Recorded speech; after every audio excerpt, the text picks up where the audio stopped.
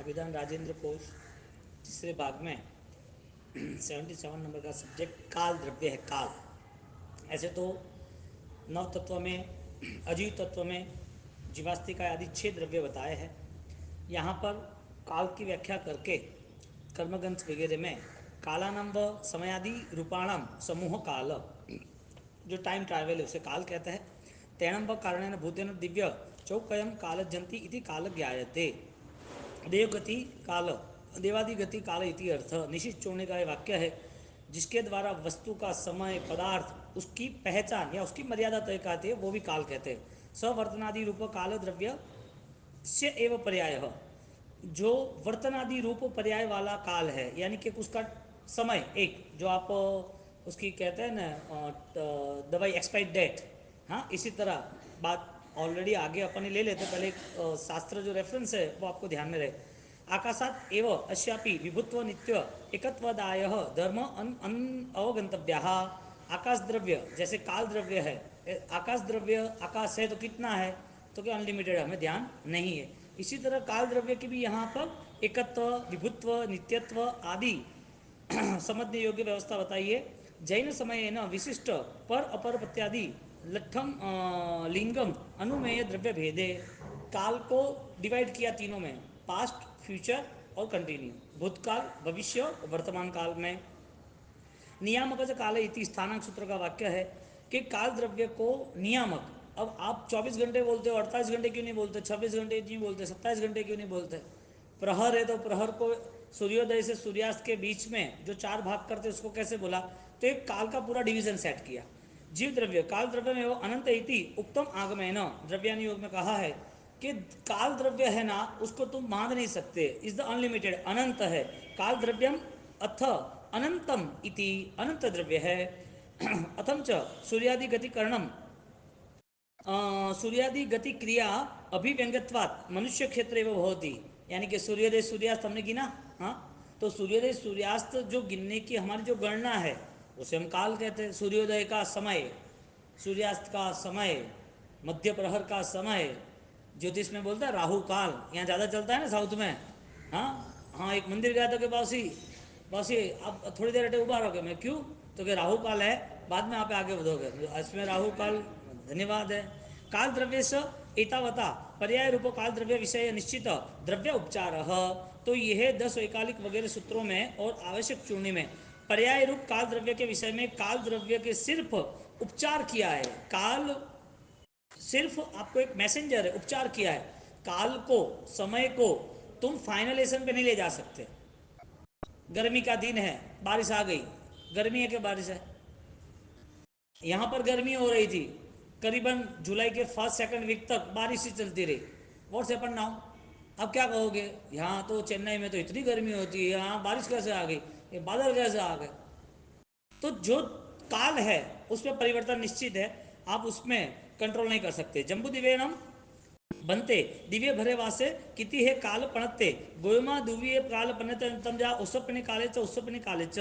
तो भगवान गौतम स्वामी से, हाँ गोयमा करके कहते हैं, गोयमा दुव्य काल पणते, उत्सर्पिणी और अवसर्पिणी, जैसे अप एंड डाउन दो आरा का वर्णन आ रहा है, ऐसे उत्सर्पिणी अवसर्पिणी काल जम्बुद्वीप क्षेत्र को लेके ये कंसल्ट है, यानी कि आउट ऑफ जो है लवण समुद्र से बाहर, आउट ऑफ है वो अवस्था वहाँ नहीं है। तत्र समयादि काल से अभाव है न तद व्यवहार अभावात। भगवती सूत्र का ये वाक्य है जो भगवती सूत्र के अध्ययनों में वस्तुपाल तेजपाल बहुत सारे प्रश्न पूछ रहे हैं, इसमें गौतम स्वामी उनसे कह रहे मनुष्य क्षेत्र के बाद यानी जम्बू द्वीप के बाद काल की गणना कही नहीं है, वहाँ समय की गणना नहीं कही है।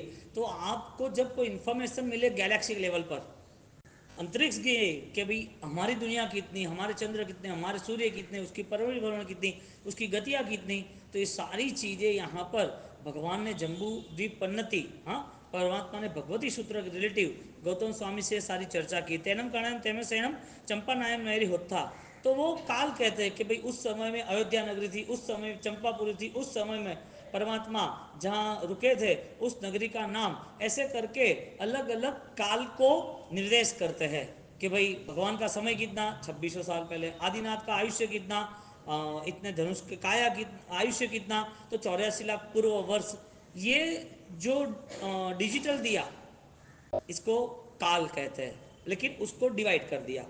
अंक अनुसारण षट पंचाशत तमे महाग्रहे, अंक को भी, ग्रह कितने हैं तो अंक को भी काल के अंदर कंसल्ट किया। 12 बजे तो अंक है ना, 1 बजा, 2 बजा, 3 बजा, वो अंक है। तो ये भी बहुत बढ़िया है। अवसर से, हाँ, उत्तराधीन सूत्र में जो समय को जानकर सत्य कार्य करता है वो कालकांक्षी कहते हैं, ऐसा शब्द है कालकांक्षी। ये सारे नए नए वर्ड्स है। अभिधान राजेंद्र कोश पढ़ने वाला वर्ग बहुत कम, 4.5 लाख श्लोक प्रमाण साहित्य है, और उसमें इतनी सारी इंफॉर्मेशन है। कोई इंफॉर्मेशन तो इतनी नई नई है, हम सोच में हो जाए कि कैसे कहाँ से आया।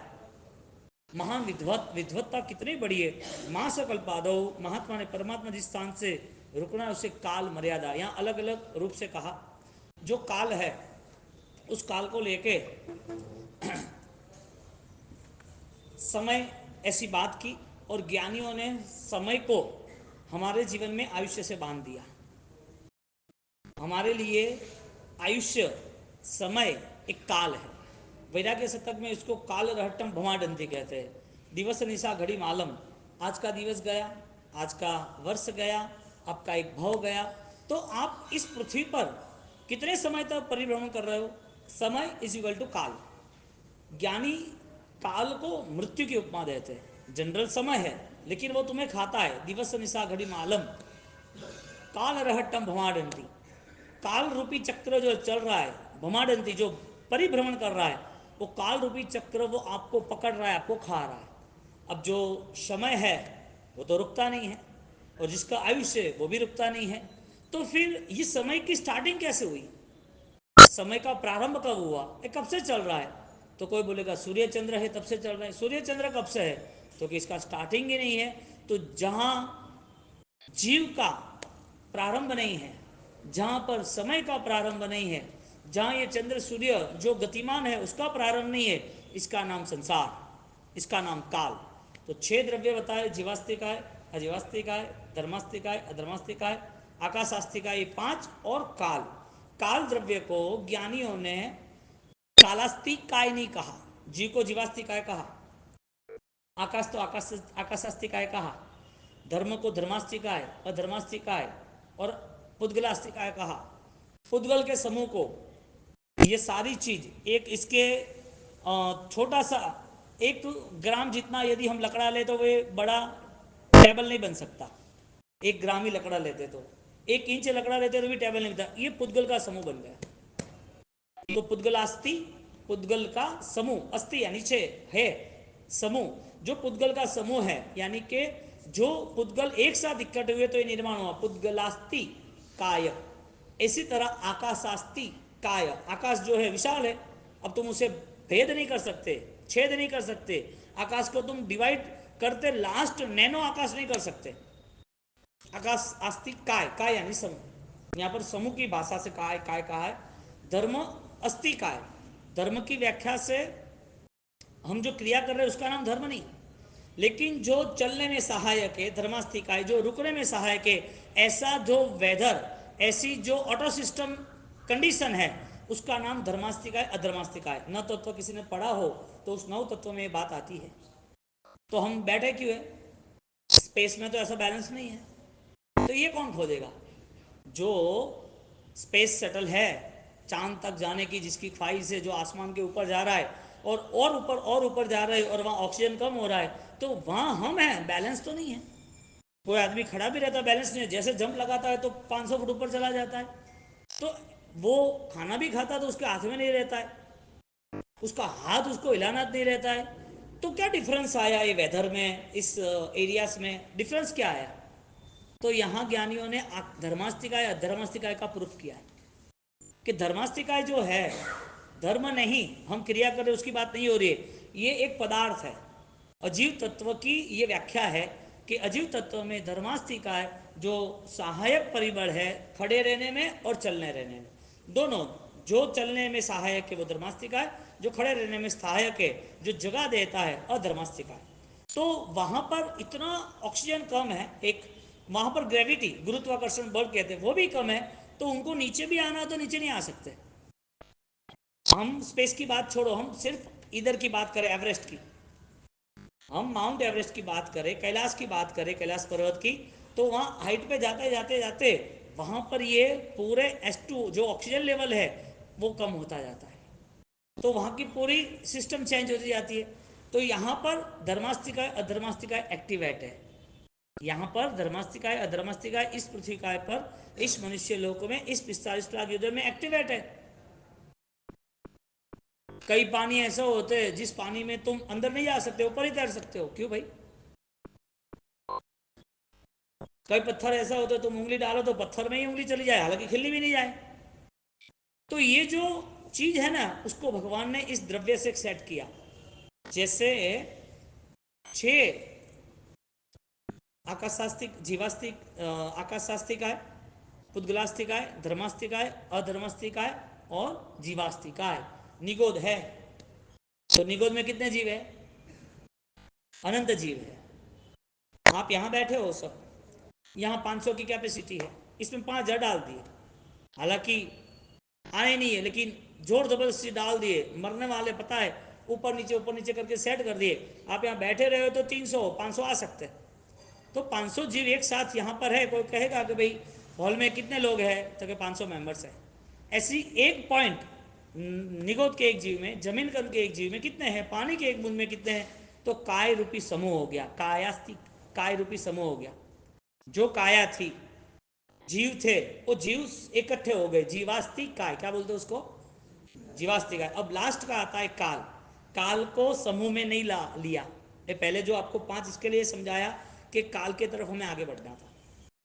जो काल है, कालास्तिक काय, तो कालास्तिक काय नहीं कहते, पुद्गलास्तिक काय, पहले धर्मास्तिक काय, अधर्मास्तिक काय, आकाशास्तिक काय, पुद्गलास्तिक काय, जीवास्तिक काय।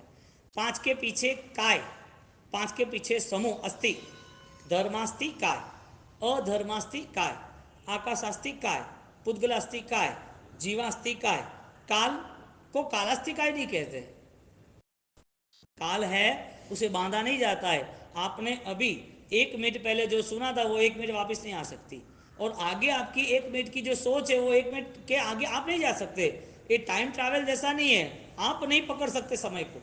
आपके विचार जब भले पकड़े, विचार से आप भले अपने पास्ट टेंस में चले जाओ, पास्ट मेमोरी में चले जाओ, पूर्व भव में चले जाओ, आप विचार से भले अगला आयोजन कर लो कि मेरा सदगति मेरी होनी चाहिए, मेरे जीवन में सत्कार्य होने चाहिए, तो आप आपके विचार को आगे ले जा सकते हो। आप जिस समय में आप जी रहे हो उस समय की घड़ी को वर्तमान जोग यानी कि लाइव आज का ही समय बोलते, इसके लिए काल को बांधा जाता नहीं है। अब मुख्य बात पर आते हैं कि काल की बहुत सारी व्याख्याएं की इधर। उत्सर्पिणी अवसर्पिणी को काल कहा, उत्सर्पिणी अवसर्पिणी को काल कहा। हमारे यहाँ साधु भगवंतों को नौ कल्पी विहार यानी कि इस काल की मर्यादा में विहार करना। यहाँ काल के, अब ये रेफरेंस और इंफॉर्मेशन है सारे, हाँ समय है कि भाई 15 दिन का काल है। हम चातुर्मास में कहा ना कि 15 दिन में आपको ये नहीं चलेगा, 15 दिन के बाद ये अभक्ष हो जाएगा, जो तिला हुआ है, जो मिठाई है।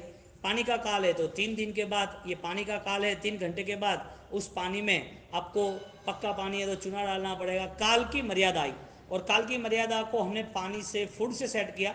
गवर्नमेंट ने उसको एक्सपायर डेट से सेट किया। गवर्नमेंट फूड डिपार्टमेंट चेक करता है तो करता है कि नहीं करता है, क्यों? क्योंकि इतने समय के बाद इसमें चेंज होने वाला है। इसी तरह हमारे आयुष्य को लेके एक डिसाइड हुआ कि भाई आज का इंसान है वो कितना लंबा जी सकता है, उसका आयुष्य कितना बढ़ा सकते हैं। हालांकि कर्माधीन है, साइंस ट्राई कर रही है हर चीज़ की कि भाई उसका हार्ट ट्रांसफ़र कर दे, उसकी किडनी ट्रांसफ़र कर दे, उसकी आँख कान नाक, उसके हाथ पैर, कुछ भी करके उसको लंबा जीना कैसा हो सकता है, उसको लंबा आयुष्य मिल सके। तो वो सब प्रकार का ट्राई करता है, हर स्पेयर पार्ट को, हर ऑर्गन्स को बदलता रहता है। इसका मतलब आयुष्य नाम की कोई चीज़ है जो हम आज हम देख रहे हैं, और उस आयुष्य को बढ़ाने के लिए वो ट्राई कर रहे हैं साइंस के भाई इसके ऑर्गन चेंज करते रहते। यहाँ परमात्मा कहते हैं कि काल जो है, जो तुम्हारा कर्माधीन है, हाँ, वो आयुष्य जो है उसमें चेंज हो सकता है, क्योंकि नारक का और देव का वो निश्चित आयुष्य है, लेकिन जानवर का और इंसान का निश्चित नहीं है, अपवर्तनीय दोनों अलग अलग आयुष्य है, एक फिक्स है अनफिक्स है, एक बैलेंस है एक अनबैलेंस है। तो जो आयुष्य है बदल सकता है। आज तुम्हारा आयुष्य 50 साल का है, कोई भी इंसान जिंदा जीना यानी जीना चाहता है, कोई भी इंसान हो, इंसान क्या कोई भी जीव हो जीना चाहता है। चींटी को भी तुम हाथ पास में रखोगे, फूक मारोगे हवा तो चली जाएगी भय के कारण। एक मच्छर है वो काट रहा है, उसे तुम जैसे उड़ाओगे या फूक मारोगे तो उड़ जाएगा। तो मच्छर गंदगी में बैठता है, सुअर भी गंदगी खाता है, कौवा भी गंदगी खाता है, तो उसे ऐसा नहीं लगता मैं मर जाऊं इधर, ये सब खाने के लिए मेरा जीवन थोड़ी है, नहीं, उसको ऐसा नहीं है। सांप है, उसको एक छोटे से बॉक्स में करंडिया बोलते हैं उसमें पकड़ के रखते हैं, उसको वहां ही रुकना है, फिर भी उसे मरना पसंद नहीं है, उसे मरना पसंद नहीं है। कितना चूहा दौड़ता रहता है, कौवा उसको मार देता है, बिल्ली उसको पकड़ लेती है, कुत्ता उसको पकड़ लेता है, फिर भी चूहा बचना चाहता है। इस पृथ्वी पर हर कोई जीव को जीना है। बात यह है कि जो जीवन में आयुष्य की मर्यादा, आयुष्य का बंधन है, तो मानव का आयुष्य कितना है। आज का साइंस कह रहा है कि मानव को लंबे आयुष्य तक ले जाना है, तो भगवान कह रहे हैं कि ज़्यादा से ज़्यादा 120। रेयर केस है कोई 100 150 200 साल, तो हजारों करोड़ इंसानों में, हजार तो नहीं अभी तो ऑलरेडी, हाँ 800 करोड़ है, 800 करोड़ इंसानों में शायद 8 लोग भी ऐसे मिलेंगे शायद जो 120 को पार करे होंगे। बहुत कम, कहने का मतलब आज का मानव का आयुष्य पंचम आरा में कितना 120 वर्ष, वो हाइट टॉप किया। लेकिन आपके आंखों के सामने कि भाई 70 के बाद क्या सिचुएशन है, 80 के बाद क्या सिचुएशन है, 90 के बाद क्या सिचुएशन है, आप खुद ही कहते हो कि दादाजी ने तो बहुत अच्छे काम कर लिए, उनका जीवन तो धन्य बन गया, अभी बीमार है ठीक है लेकिन उन्होंने साधना आराधना कर ली, उनका जीव तो सदगति में ही जाने वाला है। यानी 90 साल में उनकी मृत्यु है, ऐसा आपको पता है, अंदाज़ा लगा सकते हो। तो समय को काल कहा, और यहाँ ज्ञानियों ने काल रहटम भवारंती, काल को चक्र कहा कि तुम्हारा आयुष्य जो इतना परिभ्रमण कर रहा है, इतना विचरण कर रहा है, वो आयुष्य को खत्म कब करोगे। कर्म खत्म करेगा कि तुम खत्म करोगे। यानी जन्म मरण के जो चक्र है उसमें कर्म है वो तुम्हें दूसरी जगह पर ले जाएगा, दूसरे एड्रेस पे सेट करेगा, लेकिन आप जो है इस जाई जरा मरण शोक बना संस वो कब खत्म होगा। जन्म जरा मृत्यु निवारणाय भगवान से क्या प्रार्थना करते हैं, ओम ह्रीं सिंह परमसाय परमेश्वराय जन्म जरा मृत्यु निवारणाय।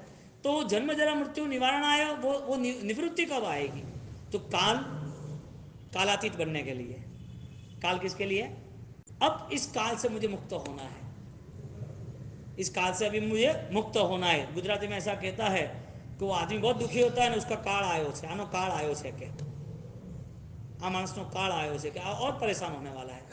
तो जो इंसान समय से जुड़ जाता है, समय को पहचान लेता है, भगवान ने क्या कहा काल को, यहाँ पर काल की मर्यादा बताई, उत्सर्पणी अवसर्पणी काल, समय चौमासा उनाला सियाला वर्षावास ग्रीष्म 6 ऋतु का दूसरा छोटा काल बताया।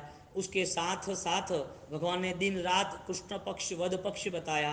भगवान ने वापिस उस आरा के साथ सारे रिलेटिव आयुष्य बताए कि इतना इतना आयुष्य होगा। छोटी छोटी चीटियों का भी आयुष्य बता दिया। आप जीव विचार स्टडी करो, उस जीव विचार में एक सुरक्षा चक्र किताब यहाँ होगी तो मैं आपको दूंगा। उस जीव विचार के अंतर्गत छोटी चीटी यानी कि बे इंद्रिय का आयुष्य कितना, एक इंद्रिय का आयुष्य कितना, एक इंद्रिय का, हमें ये इंफॉर्मेशन से हमें वो बहुमान भाव आना चाहिए कि केवल ज्ञान इतना महान है कि एक पानी में रहा हुआ जीव वो कितनी बार वहाँ जन्म ले सकता है, कितनी बार मर सकता है। हालांकि काया का ग्रहण करना है, लेकिन व्यवहारिक ऐसा कहता है कि वहाँ जन्म मरण है। तो जन्म मरण काया का कितनी बार होगा, मरण कितनी बार होगा, और जन्म मरण होगा तो उसकी अवस्था क्या होगी। वो पृथ्वी का एक जीव, उसके लिए भगवान ने 7 लाख पृथ्वी का अनाउंस कर दिया। कितने 84 लाख में 7 लाख पृथ्वी का है। पृथ्वी में कितनी बार जन्म मरण, 7 लाख अलग अलग अलग पॉइंट्स बताए कि ये पृथ्वी ये पृथ्वी ये पृथ्वी। मिट्टी को कहा, सोने को भी कहा, नमक को भी कहा, ये पृथ्वी का के जीव बताए। पानी के जीव बताए तो नरक के नीचे का पानी का भी जीव है, घनोदधि तनोदधि कहते हैं। पानी के जीव में ठंडा पानी का अलग है, गर्म पानी का अलग है, पानी के जीवों में अलग अलग पानी बताए। तो सारे लिक्विड फॉर्म्स जो है पृथ्वी का है, अप का है, तेव का है, वाव का है, 7 लाख जगहों पर जन्म मरण होते हैं। उस जन्म मरण में एक एक समय यदि लंबा समय खींच लिया तो 22,000 साल, 7,000 साल, 10,000 साल ऐसा आयुष्य है किसका? जिसको वहां जन्म मरण होने वाले हैं, काल इस अपेक्षा से बताया है। ये तो एक इंद्र की बात की, 84 लाख जीवा योनि में देव को पता चलता है कि लास्ट 6 महीने बाकी रहते हैं, तब मुझे आयुष्य छोड़ना है। देव ऐसा सोचता है। हमें ये भाव से जाना है कि जो आत्मा में केवल ज्ञान छुपा है, परमात्मा केवल ज्ञानी है, उन्होंने ये बताया, लेकिन जिस आत्मा में केवल ज्ञान छिपा है, वो आत्मा का केवल ज्ञान यदि प्रकट होता है तो उसको प्रकट करने के लिए उसको क्या पुरुषार्थ करना, या तो प्रकट होने के बाद उसको क्या फलश्रुति क्या मिला। तीनों लोक के अंदर तीनों काल, हाँ, भूत भावी भविष्य, तीनों लोक में तीनों काल में जितने भी जीव है उनके सारे भावों को वो देख सकते हैं एक साथ। तुम्हारा या मेरा अगला जन्म कौन सा है, पूर्व जन्म कौन सा था, सब ज्ञानी को पता है।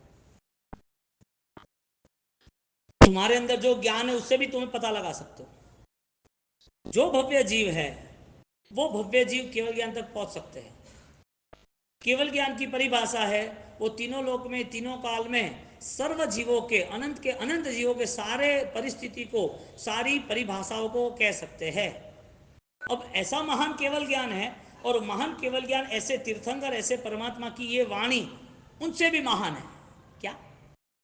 परमात्मा खुद महान है कि परमात्मा की वाणी महान है? दो में से ज्यादा इंपॉर्टेंस किसका है? परमात्मा तीर्थंकर महावीर स्वामी वो महान है कि परमात्मा महावीर स्वामी की वाणी जो उत्तराधन देशना, 16 प्रहर देशना, 22,000 देशना, वो महान है। महान कौन? हाँ, प्रभु महावीर महान के प्रभु महावीर की वाणी महान? प्रभु महावीर की वाणी महान क्योंकि क्योंकि प्रभु महावीर, प्रभु आदिनाथ 24ही, आगे की 24ही, वो पूरा आत्मबोध समान है। सबके केवल ज्ञान केवल दर्शन के गुण अनंत है। सब केवल ज्ञान केवल दर्शन सिस्टम से, यानी कि कसाय त्याग से वो अपनी आत्मा में स्थिर रह के वहां तक पहुंच सकते हैं, यानी कि कोई भी जीव हो वो केवली बन सकता है। अब तुम्हारे लिए जो पूजनीय प्रभु है, तीर्थंकर है, केवल ज्ञानी है, इससे भी ज्यादा पूजनीय इस केवल ज्ञानी की जिन वाणी, प्रभु की वचन की आराधना होनी चाहिए। बोलो, प्रभु को खोजने जाओगे और प्रभु नहीं मिले तो समझना कि वाणी का अभाव है। सीधी बात है ना। कोई भी पेड़ पौधे यदि सूख गए तो क्या समझना? पानी का अभाव है। अध्यात्म हमारा सूख गया तो क्या समझना? हमने समय के हिसाब से हमने उस अध्यात्म में, इस परमात्मा की वाणी में जुड़ने का प्रयत्न किया नहीं, हमने प्रयत्न नहीं किया। तो परमात्मा की वाणी फलीभूत किसे होती है? परमात्मा ने उत्सर्पणी अवसर्पणी क्यों बताया? परमात्मा ने जो 45 लाख योजन जम्बूद्वीप है उसके बाहर काल की मर्यादा नहीं बताई, क्यों ऐसा कहा? परमात्मा ने इस सूक्ष्म जीवों को कब बाहर निकलना है और बाहर आते आते कब आएंगे, हमारा आत्मा का उनको ऐसे कैसे पता चला कि ये देह धारण करेगा, ये करेगा? हमें जो क्रिया करनी है, और एक सामयिक का 48 मिनट का समय बंधन कर दिया, एक प्रति औसत का प्रहर का समय का बंधन कर दिया, एक साधना जीवन का कि भाई तुम्हारा पचखाण साधु बने तब तक हो, वो साधु देवलोक में गए तो वो पचखाण नहीं होता, वो आत्मा देवलोक में गई तो वो पचखाण नहीं होता, लेकिन वो पचखाण के जो संस्कार है वो गुण प्रधान जीवन उसे याद रहेगा। अनंत शक्ति ज्ञान की है। ज्ञान में हर बार रहा हुआ व्यक्ति, सम्यक ज्ञान की उपासना करता हुआ व्यक्ति, उसे नए भाव में भी यदि वो ज्ञान साथ दे रहा है तो उस ज्ञान की, सम्यक ज्ञान की शक्ति है, वो गुणवान जीवन बनाएगा, गुणों के साथ जुड़ेगा। आप किसी की अनुमोदना कब कर सकते हो? आप किसी के गुणों से आकर्षित कब हो सकते हो? आप किसी के गुणों के प्रति आदर्श देखने के बाद आपके जीवन में परिवर्तन कब ला सकते हो? ये हमारे केवल ज्ञानी की महिमा है। अब जहां पर राग द्वेष है वहां संसार है, जहां अज्ञान है वहां मिथ्यात्व है, लेकिन जहां शुद्धि है वहां सिद्धत्व है। तो एक दूसरे के पूरक बताए ना। तो परमात्मा के वचन जो है वो वचन सामान्य वचन नहीं है, सामान्य लोगों के लिए भी नहीं है। आपके पास यदि इस वचन की महिमा है, तो सबसे पहले उस वचन की महिमा है कि हमें हमारे काल को, हमारे पूर्व काल को, हमारे अनंत काल को, हमारे परिभ्रमण को हमें आंतरिक शक्ति से देखना पड़ेगा। ऊपरी शक्ति से कुछ भी नहीं पता चलेगा, बाह्य व्यवहार से कुछ भी नहीं पता चलेगा, क्योंकि शुगर की प्रॉब्लम ब्लड में है। तुम ऊपर से कोई उपचार करो तो पॉसिबल नहीं है। आंख की प्रॉब्लम, कमजोरी पीछे से है, तुम्हें उसके जो ड्रॉप्स डालने हैं या तुम्हें जो चश्मा पहनना है वो तुम्हें अंदर से ही दर्द खत्म करना पड़ेगा। तुम्हारे अंदर कैंसर है, तुम बाहर कितनी भी अच्छी ट्रीटमेंट लो, अंदर तक कीमोथेरेपी, रेडिएशन जाने चाहिए। इसी तरह ज्ञानी के जो वचन है, वो ज्ञानी के वचन हमें एक डायरेक्शन पे ले जाते हैं, हमें अलर्ट करते हैं, हमें एक लोकेशन तय कराते हैं कि पूर्व भव जैसा, पूर्व काल जैसा अनंत काल जो व्यतीत हुआ, उस अनंत काल का वापिस अंत करना है कि अनंत काल का प्रारंभ करना है। ये जीवन तय करेगा तुम्हारा रास्ता कितना लंबा है या रास्ता कितना खत्म होता है। तय कौन करेगा? रास्ता लंबा है या नहीं है इस भव के बाद? ऊपरी आराधना से होगा कि अंदर तक जाना पड़ेगा, गहराई तक जाना पड़ेगा। कभी भी किसी को भी पूछो, जितने भी हीरे चमक रहे, हीरे जितने मूल्यवान है, उसका पहला एड्रेस क्या था? जो भी सोना, गोल्ड, बिस्किट या कोई भी ज्वेलरी आपको दिख रही है, उसका स्टार्टिंग कहाँ था? वो गहराई में थे, खदान में थे, खोजने गए। और जब खोजने के पीछे इतना बड़ा इन्वेस्टमेंट है, तो सेलिंग में तो इन्वेस्टमेंट होगा ही कि नहीं होगा? हाँ, सस्ती चीज टूट भी जाए तो दर्द नहीं होता, सस्ती चीजें बिखर जाए, खो जाए, टूट जाए तो ही दर्द नहीं होता, और किसी को देनी हो तो भी प्रॉब्लम नहीं होता। सस्ता है ना, इसके लिए धर्म सस्ता रहा तो समझ लेना इस काल के बंधन से हम नहीं छूट पाएंगे। धर्म को हमने नहीं समझा, केवल ज्ञानी की बातों को, उनके वचनों को, उनकी वाणी को, उनके उपदेश को, भगवान के उपदेश को पुष्करावर्त का मेघ कहा। क्या कहा? पुष्करावर्त का मेघ। उसका भी समय मर्यादा बनाया कि पुष्करावर्त नाम का मेघ, यानी बारिश जब इस पृथ्वी पर आती है, जो सुखी है, जो पृथ्वी पे दरारों पड़ी हुई है, जिसको, जिसकी मिट्टी उठाते हैं तो बहुत कड़क मिट्टी है, भीगी नहीं है, ऐसी जमीन पर बारिश होती है तो 12 साल तक बारिश नहीं हो तो भी चले, लेकिन वो बारिश पुष्करावर्त मेघ नाम की होनी चाहिए। सकल कुशलवल्ली पुष्करावर्त मेघो दूरी तिमिर भानु। वो बारिश परमात्मा के वचन रूपी जो पानी है, जो वाणी है, जो बारिश है, वो 12 साल तक इफेक्ट, यानी कि बारिश को 12 साल बताया, ज्ञानी की जो वाणी है उसकी इफेक्ट कितने साल? भगवान के वचन सामान्य है, यानी कि आप सामान्य हो, यानी कि आपके पास कोई सामान्य सोच हो तो उसकी वैल्यूज कितनी? सामान्य चीज टूट जाए, बिखर जाए तो उसकी वैल्यू नहीं होती, आप छोड़ दे तो कोई नहीं, जाने दे। लेकिन मूल्यवान चीज, हीरा तुम्हारा गायब हो गया, गोल्ड गायब हो गया, 5-10 करोड़ के बॉन्ड गायब हो गए, तुमने कोई चेक रखा था सिग्नेचर करके हुए, वो चेक ही गायब हो गया, अब क्या करोगे? क्योंकि तुम्हारे अकाउंट में से पैसे निकल जाएंगे। मूल्यवान चीज के लिए तुम चिंतित होते हो, सामान्य चीज के लिए कोई चिंतित नहीं होता है। ज्ञानी कहते हैं कि सबसे ज्यादा मूल्यवान परमात्मा की वाणी है। मैं क्रिया की बात नहीं कर रहा हूं, धर्म क्रिया की बात नहीं हो रही है। सबसे ज्यादा मूल्यवान क्या है? परमात्मा की वाणी है। 16 प्रहर प्रभु देशना काल के साथ बांध दिया, 22,000 देशना काल के साथ बांध दिया, परमात्मा का 72 साल का आयुष्य काल के साथ बांध दिया, 36 सूत्राधन की देशना, हाँ, परमात्मा ने अंतिम दी ना। तो परमात्मा की जो वाणी है, जो परमात्मा को बोलने का जो टाइम पीरियड है, परमात्मा जो माल को उसमें कह रहे हैं, उसका मूल्य कितना है? आपको क्या लग रहा है? क्योंकि परमात्मा का वचन जो है, परमात्मा की जो प्रतिक्रियाएं है, वो किसके लिए है? आत्मा के लिए है। और वो आत्मा में सबसे ज्यादा योग्यता किसके लिए है? इंसान के लिए, मानव के लिए सबसे ज्यादा योग्यता। अब मानव तय करे कि मेरे हाथ में, एक हाथ में घी है और एक हाथ में छाछ है, दोनों कैन भरे हुए हैं, दोनों कैन 5-5 लीटर के, 10 लीटर के, एक में घी है एक में छाछ है, और वो चल रहा है गांव में।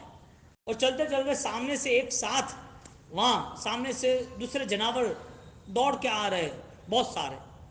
अब उसको ऊपर चढ़ना है, कुछ है नहीं, खंबा ही है। अब एक हाथ में वो दोनों आ नहीं सकेंगे, किसी एक को छोड़कर उसे ऊपर चढ़ना है। किसको छोड़ना चाहिए? अच्छा, उसका दूसरा रिप्लाई, क्या चीज पास में रखनी चाहिए? घी क्यों नहीं छोड़ना? दोनों सेम पेट है ना। लेकिन क्वालिटी मेंटेन होती है। Is the valuable, quality maintain होती है ना, कि ये मूल्यवान है, भगवान की वाणी मूल्यवान है इसके लिए कि ये वाणी आपकी क्रिया को सक्षम बना देगा। भगवान की ये वाणी, भगवान का ये ज्ञान, परमात्मा का जो श्रुत ज्ञान है, केवल ज्ञान से निकला हुआ, वो श्रुत गंगोत्री जो है, वो श्रुत गंगोरी वो हमारे लिए एक श्रेष्ठ क्रिया का वरदान है। बोलो, सामयिक कभी कभी होता है कि ज्ञान के हिसाब से 14 लाख के जीवों को अभयदान देना है, हिंसा में नहीं रहना है, तो सामयिक क्रोध होता है। प्रतिक्रमण की क्रिया है प्रायश्चित है, और प्रायश्चित मेरे सर्व पापों का नाश करने वाली आवश्यक क्रिया का कर्तव्य है। अब प्रतिक्रमण की क्रिया संध्या टाइम और सुबह का प्रातः और देशी, उसमें भी काल का बंधन कर दिया। 14 दिन की प्रतिज्ञा, पक्षी आया 15 दिन में, वार्षिक प्रतिक्रमण संवत्सर यानी संवत्सरी आया, हाँ 4 महीने का चौमासी आया, काल दे दिया ना उसमें भी। तो प्रतिक्रमण यदि आवश्यक क्रिया है तो वो प्रतिक्रमण क्या बोध देता है? आपको इतना सोचना है कि घी मूल्यवान है कि छाछ मूल्यवान है। आपको इतना ही सोचना है कि मेरे जीवन में मैं ऑलरेडी कितना कमा सकता हूं। मुझे 10,000 कमाना है तो मेरे पास टाइम और दिमाग है, 24 घंटे दिए, शरीर दिया, बल दिया, और मुझे ऑलरेडी महीने में 10 लाख कमाना है तो भी मेरे पास रास्ता है। तुम्हें जो कमाना हो कमाओ, तुम्हें क्रिया करनी है तो क्रिया छाछ है, और वो क्रिया यदि बलवान बनानी है तो वो ज्ञान रूपी क्रिया, वो घी है। क्रिया का निषेध नहीं हुआ, ज्ञान रूपी क्रिया की बात की। अब जो घी है यदि उसका मूल्य है तो प्रभु की वाणी वो तुम्हें किस लेवल पे ले जाती है? तुम्हें भूतकाल पे यानी कि अनंत काल वापिस परिभ्रमण में ले जाएगी, या अनंत काल का अंत कराने वाली बनेगी?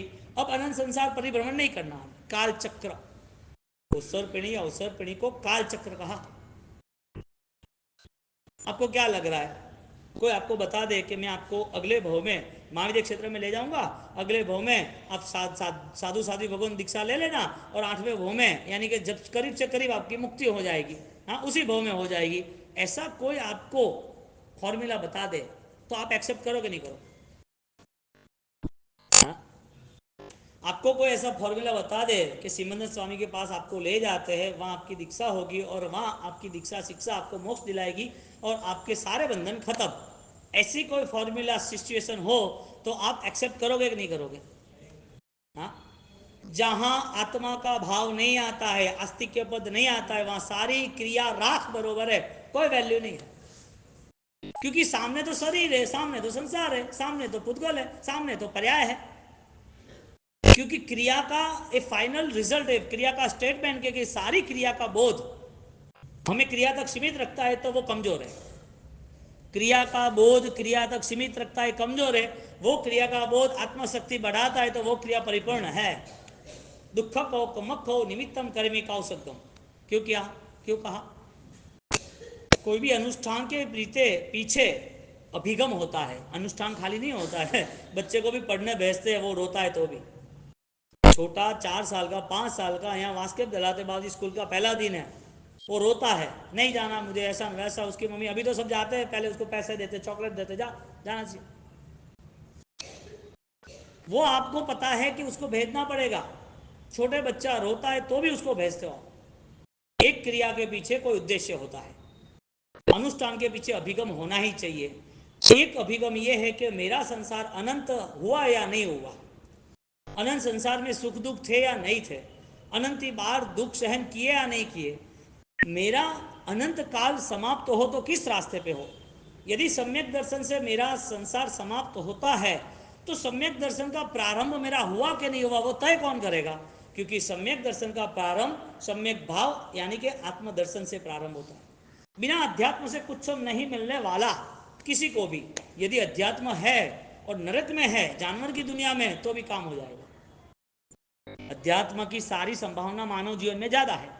तो जैन कुल में नहीं है, कोई दूसरी जगह पर है, दूसरे कास्ट में है, दूसरे समुदाय में, तो उसके पास भी ऐसे सम्यक दर्शन के गुण है, ऐसे राग द्वेष नहीं होने वाले ऐसे त्याग के गुण है। तो ये त्याग के गुण भी उसे सम्यक दर्शन के करीब लेके आता है। अनंत संसार का समापन, अनंत संसार समाप्त, खत्म हो गया। तो ऐसी स्थिति बन सकती है कि नहीं बन सकती है कि मोक्ष मिले और वो फॉर्म भरना हो और आप भर लो? ऐसी स्थिति बन सकती है कि नहीं बन सकती है? आपको मोक्ष में जाना है तो आप कौन हो, पहली बात तो ये तय करो। सब परिवार को लेके जाना है, हाँ? आप बनाते हो ना हैप्पी बर्थडे, हैप्पी एनिवर्सरी, मर जाते हैं तो पिताजी के माताजी के नाम की पूजा पाठ महोत्सव कराते हो ना, तो सबका प्रेम है ना, तो सबको साथ में जाना है ना मोक्ष में। काल को खत्म करना कि नहीं करना, मैंने बात किया, हाँ? कि बासी को ठा पड़े तो बोलो बासी ठा तो को पड़ते कौन मोने अच्छू लागू सही है को बोलो बासी बासी सौव्यार री बात करे ने अब खान पान री बात करे ओ बासी हो तो मोतो अटे वही झाले के भगवान ने टाइम बताया सूर्योदय से सूर्यास्त के बीच का, भगवान ने टाइम बताया, ये प्रहर है, इस प्रहर में संथारा पोरसी, ये प्रहर में जागरूक होकर साधना में लग जाना। ब्रह्म मुहूर्त काल में बहुत सारी व्याख्या आ गई, लेकिन महत्व की व्याख्या ये है कि हमें इस काल के बंधन से मुक्त होना है, और बंधन से मुक्त होने के लिए हमें सबसे पहले प्रभु वाणी, जिन वाणी, प्रभु वचन, देशना प्रवचन, वो चाहिए। और जब तक हम इस पे रुचि नहीं रखेंगे, ज्ञान के प्रति श्रद्धा, शुद्ध के प्रति हमारी आस्था, हमारा पुरुषार्थ नहीं होगा, तब तक ये जीरो है।